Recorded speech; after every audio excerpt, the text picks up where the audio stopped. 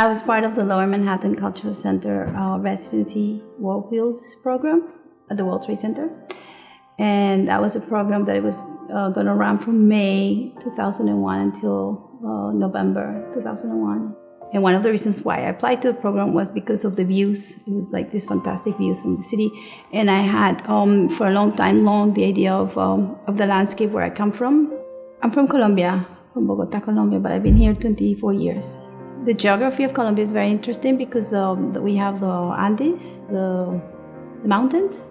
It's the largest mountain range in the world that starts in Chile and finishes in Colombia. So for me, it's defining my own idea of memory and the horizon. It's always depending on the mountains, and because we're so high up, there's always a mix of weather and temperature, so there's a lot of clouds going on.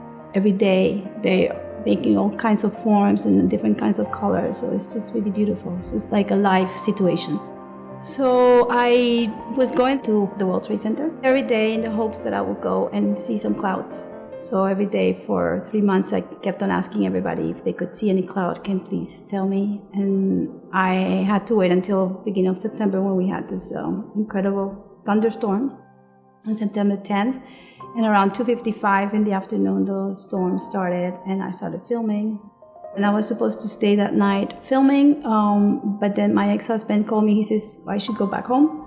I took all the pieces, the footage. I took some pieces from the studio and I went home. When everything happened, a lot of people started writing emails. There was a friend of mine that she just wrote in the subject part of the email, she wrote, nunca muere, vispera, which is really roughly translates like you don't die on the eve of your death, you die the day you're supposed to die. And I thought it is a very poetic phrase, so I thought that was beautiful, it was very meaningful.